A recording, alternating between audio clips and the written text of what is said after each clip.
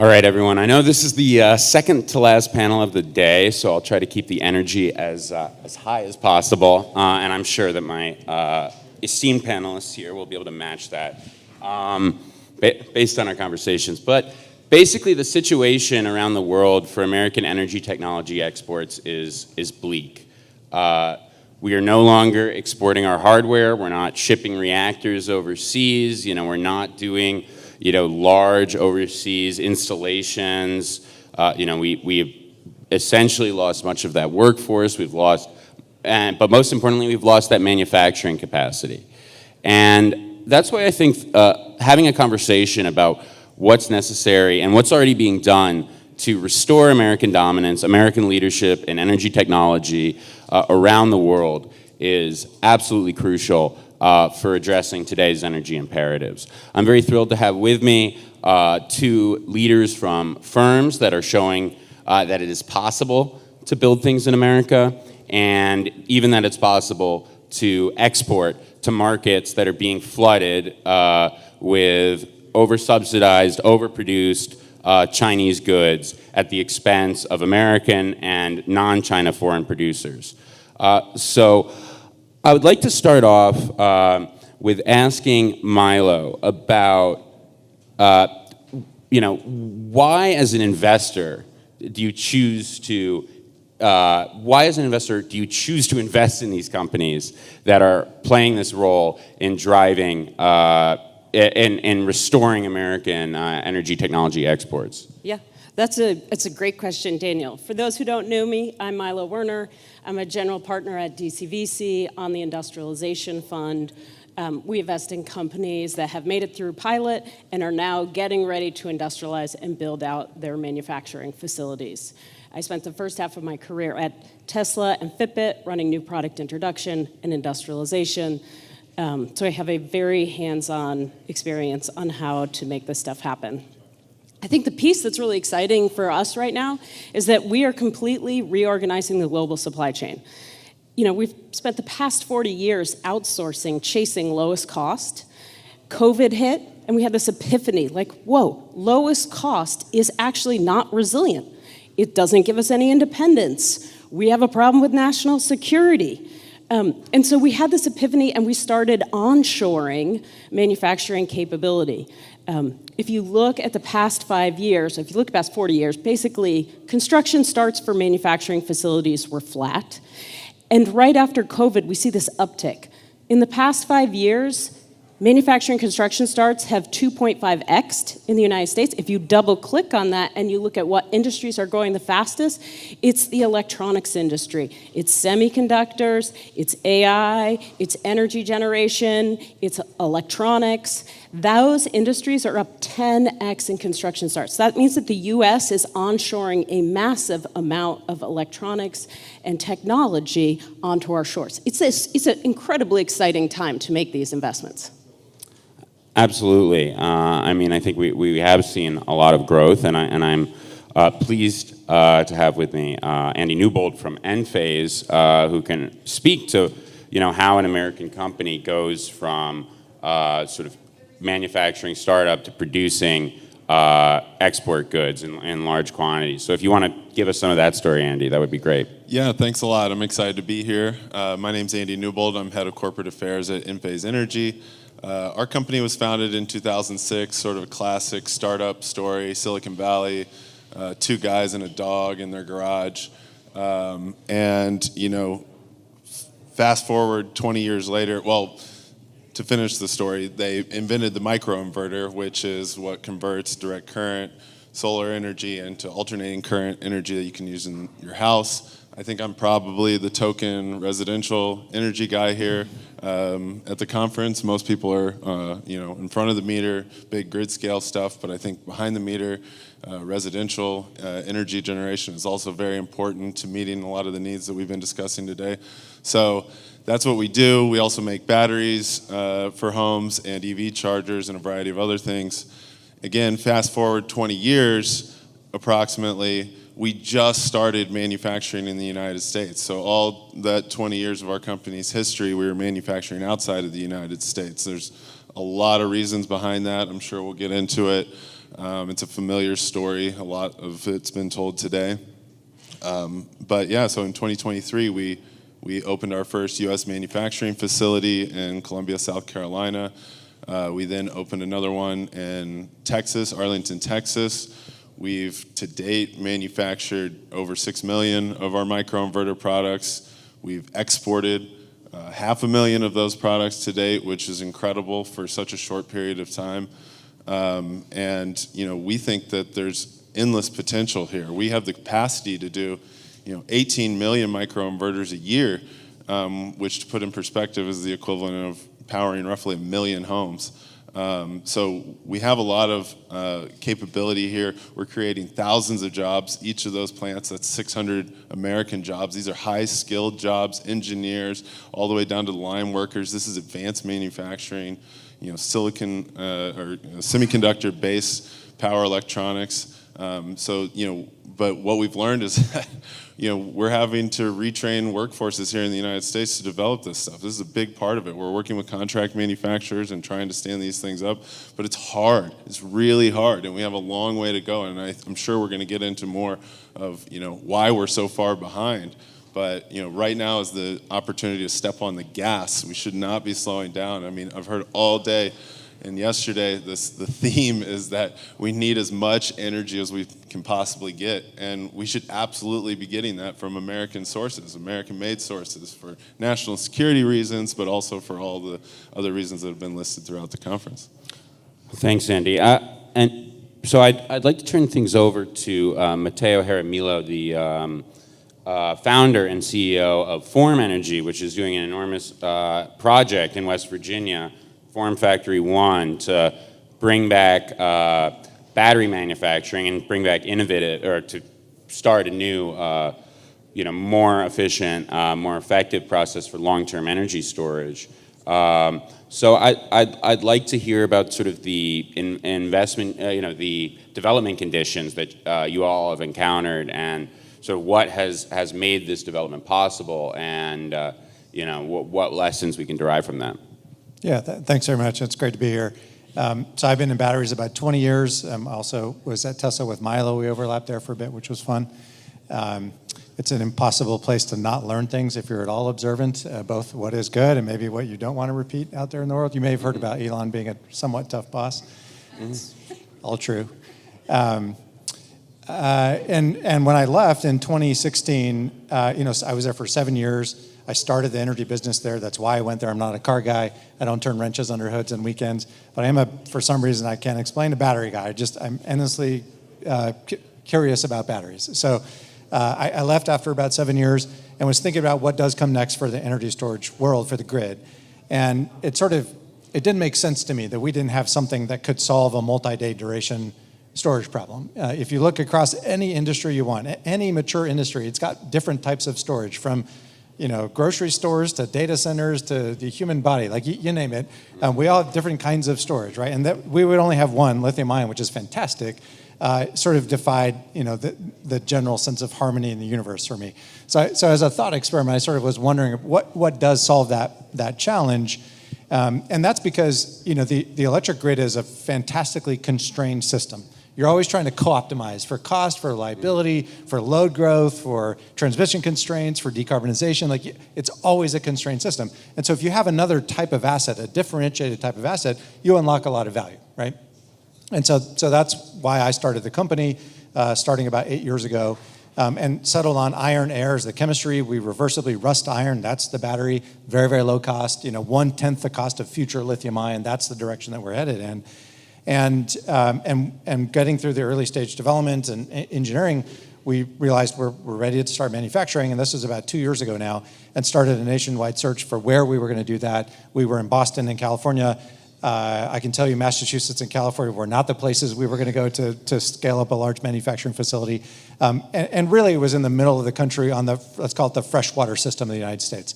Not surprisingly, where we historically have made steel in this country. Yes. Because you got to move a lot of things, right? And we're looking at millions of tons per year of conveyance. And we narrowed it down to 3 final states. West Virginia was one of them. The state of West Virginia really wanted us to go to a location in the northern panhandle there, a town called Weirton, West Virginia. where Weirton Steel was founded 120 years ago, and was the largest steel mill in World War II, for example. But the mill closed 25 years ago, and they lost 12,000 jobs, and it's a phenomenal piece of infrastructure. It's right on the Ohio River, 20 barge slips, 2 rail lines coming in, hardened highways, access to 90% of the population, 500 miles, a workforce that was trained and ready to go. But it required investment. And they said, well, what do you need? And we said $290 million, thinking that they were going to say, no way. And Governor, now Senator Justice, said, let's get it done. And they passed legislation to bring that full bill there. In exchange, we deliver 750 jobs. If we don't get the benefit. It's pretty straightforward. The state is protected. They own the land. We're a tenant to them now. We built a building in 12 months. The guy who built the building, his goal was to prove that you could build a building in the US as fast as you can do it in China. He also was at Tesla. He built the Gigafactory in Texas. So he knew it was possible, and we wanted to show sort of an updated version of what that could be. So today we're manufacturing those batteries in Weirton. I'm now based in Pittsburgh. I moved from California to Western Pennsylvania and spend most of my time in West Virginia there.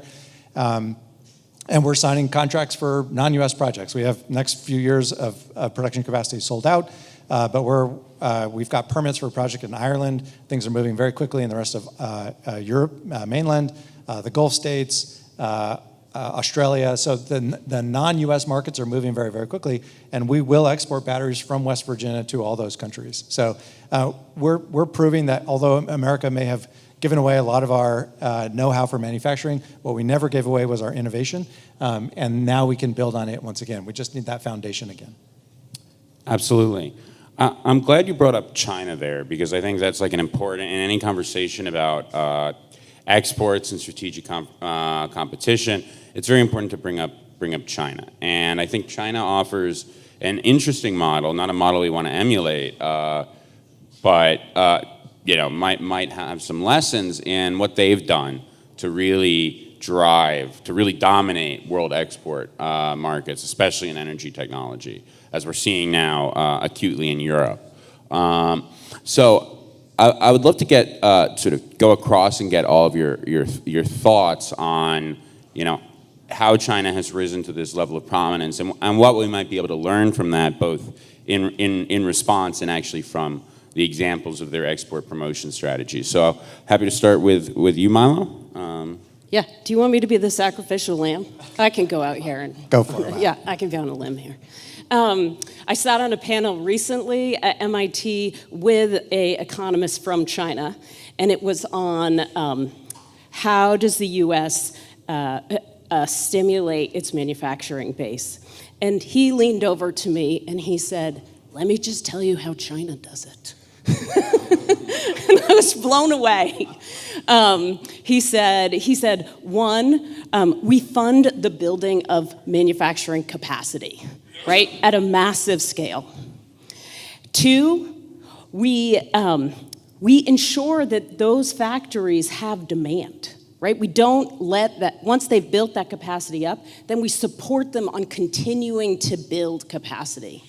And he said, you've put tariffs in, that's okay, but tariffs are like a wall around your garden. You also have to water your garden and stimulate your manufacturing base. And I just thought that was just incredibly insightful. One other piece that the unnamed investor told me about, who spent a lot of time in China, is he said, when China was starting to industrialize some of our most advanced manufacturing technologies, they had a program in place where US companies could bring technologies to China to be manufactured, and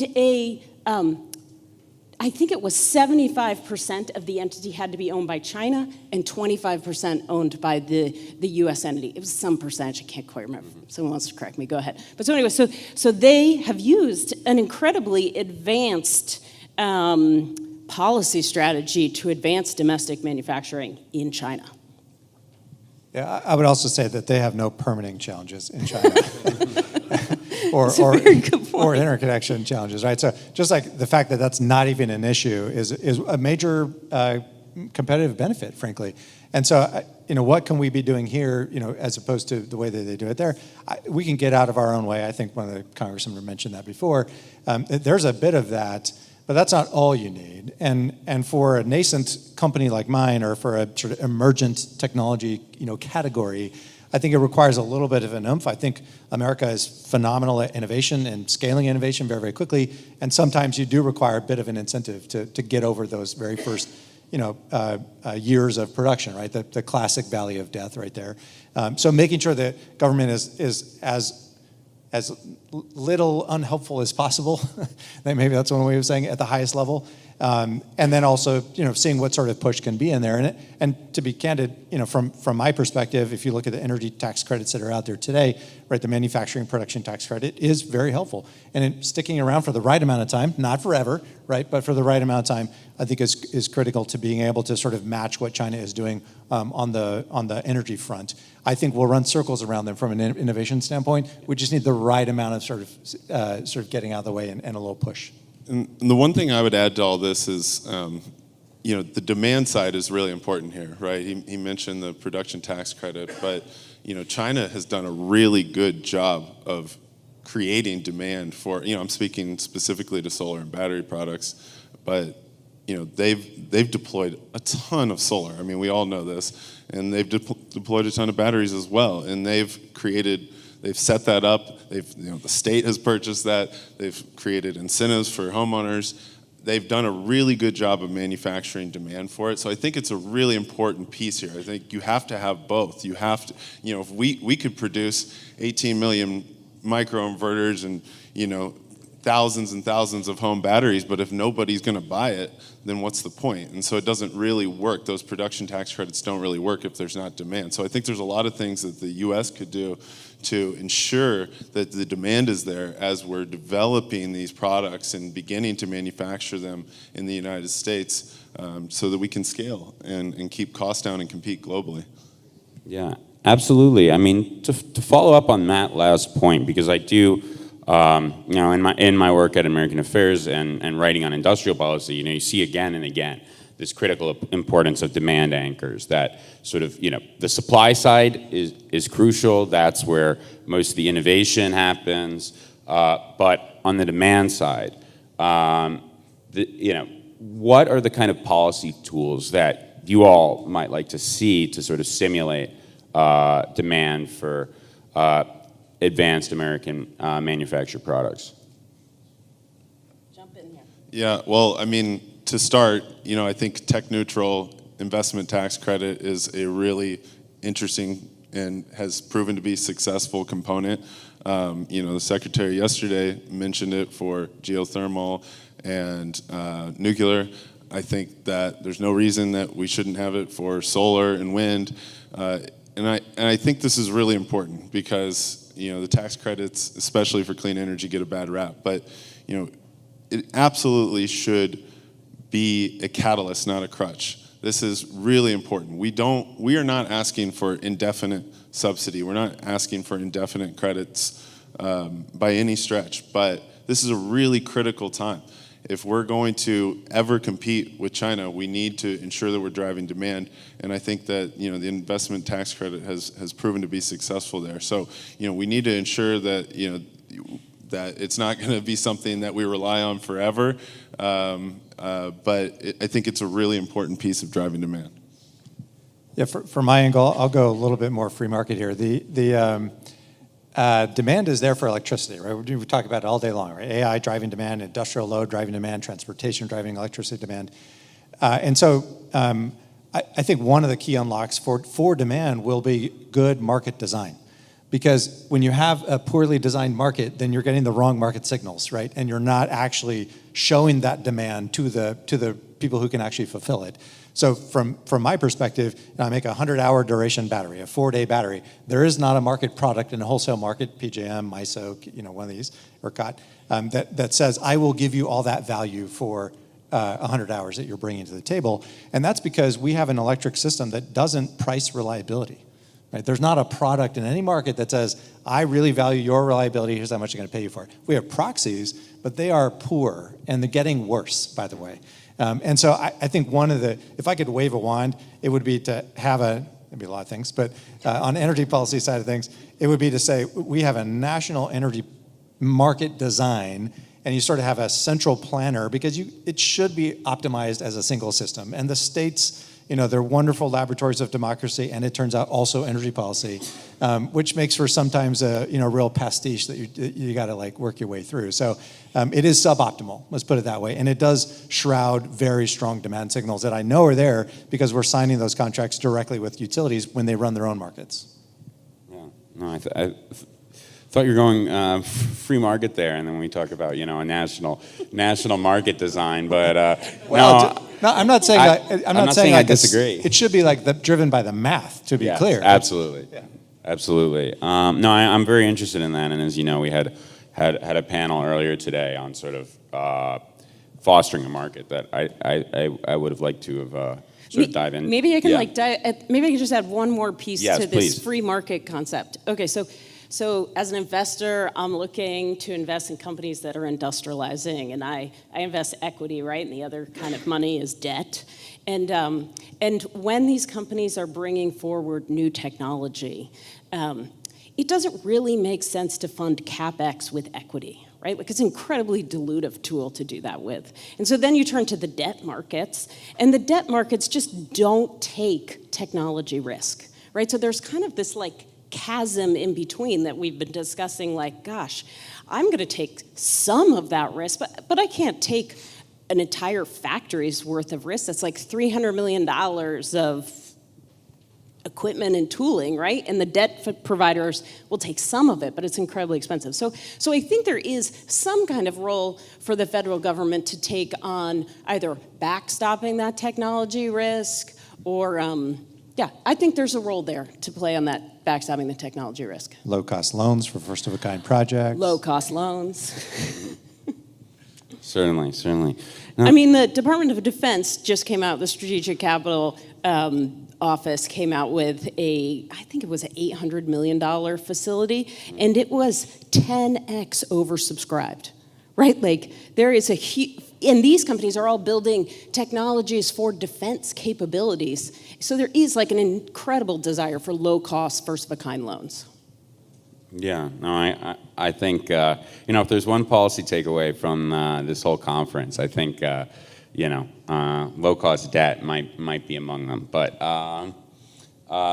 moving on from there, I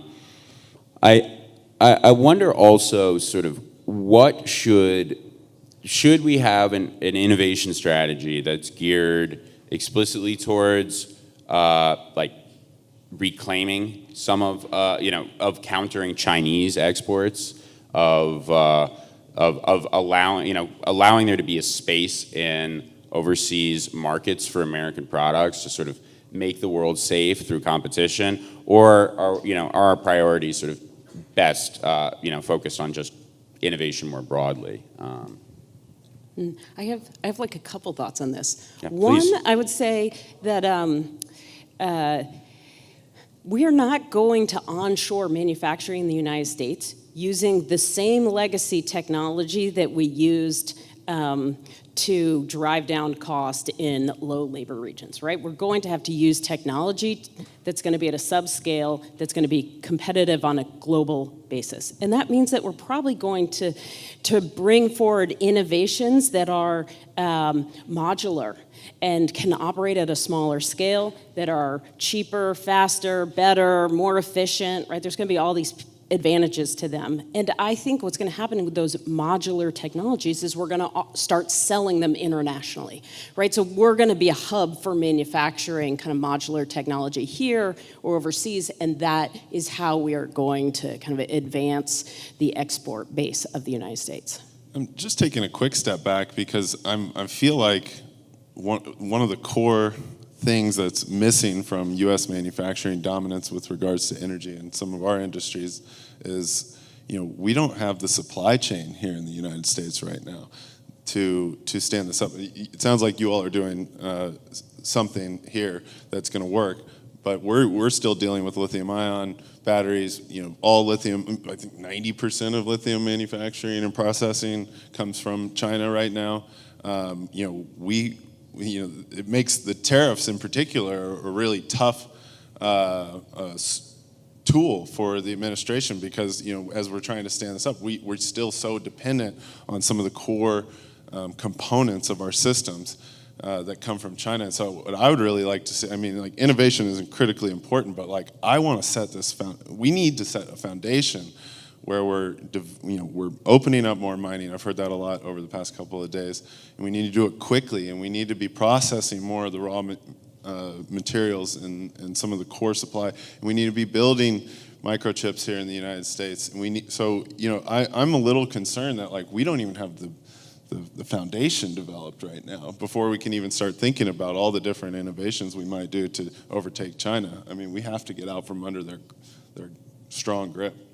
It's a bit of a circular reference, but I think in the end we need very low-cost energy fundamentally to drive manufacturing again. Mm-hmm. So you sort of have to decide how that flywheel is going to get spun up. But in the extreme case of AI, you're manufacturing intelligence, right? It's like energy into intelligence, but the manufacturing step is to transfer that energy into intelligence. But every other industry just takes a somewhat longer path, right, to the outcome there. But nevertheless, in the end, it's all going to come back to energy, assuming you're at all good at manufacturing, right? So we need to sort of figure out how we're going to break that cycle and continue to drive the cost of energy down, which will drive up manufacturing, which feeds back into, it's a virtuous cycle. I love that that. would have been a great way for me to wrap up the panel, but sorry. We still have a couple more minutes, and we've talked some policy tools. Are there things, whether as an investor, as an established manufacturer, or as a firm in the process of building an American manufacturing facility, that you would really like policymakers to sort of take away from this? I would say one piece that we haven't talked about is the workforce. Yeah, and that's very important. Yeah, the workforce is incredibly important, and we're on this cusp of this industrial revolution transformation, and a big piece of the ingredients of industrial revolutions is a workforce looking for change, right? And we have that when, in the past election, an enormous number of people went out to vote to support the rebuilding of Main Street America, right? And the only way to rebuild Main Street America really is to bring domestic manufacturing back. There just aren't that many tools that you're going to use to do that work. And so when I think about rebuilding the workforce in the United States, we've spent the past 40 years just gutting our industrial knowledge, right? So not only do we have to rebuild and retrain kind of the direct workforce, but the people who maintain the machines, to the manufacturing engineers, to the people who design the factory floor layout, to the people who run the factory, to the people who finance the industrial facilities, right? It's the whole column of work that needs to get kind of reimagined. The factories of the past are not going to be the factories of the future. So it's a totally different skill set that we're going to be developing. And I think there is a role for the federal government to support academic institutions, both at all levels of education, I think, up and down the chain. And an acknowledgement that it's going to take years to do that. So whatever policy position is taken on how to sort of drive that reshoring of the manufacturing, it has to take into account the fact that we did give it away, and now we've got to get it back. We've got to transfer it back, and that will not happen overnight. And so I think cleaning up some of the FIOC, foreign entity of concern language that is in the bill, and we have zero reliance on China, zero. Yeah. 85% domestic content, 15% China or Europe, and then part non-China Asia. And as drafted, it is very, very hard to see how we would comply because it's so vague and so broad. And so just kind of cleaning that up and acknowledging that it will take at least a couple of years. All right, it won't take 60 days, it won't take 10 years, but it's going to take long, somewhere between there. And figuring out that right path is important. And it might sound like I'm beating a dead horse here, but the tax credits they're working. We didn't manufacture in the United States until the production tax credit, was established. Well, it happened years later that we started to do it. But once that production tax credit hit, we started exploring the United States. So what's at risk? If we get rid of it overnight, well, we're using contract manufacturing right now. We're going to go to India, or we're going to go to Eastern Europe, or we're going to go to Mexico. I mean, we don't want to lose out on those jobs. We don't want to lose out on what the progress that we're building. So I guess, what I'm saying is it's working. We've already started exporting products into, we're in 160 countries right now, and we're exporting to those countries from the United States. That's amazing. That's so cool. Let's not take our foot off the gas. And I think the tax credits are a critical component of that. Yeah.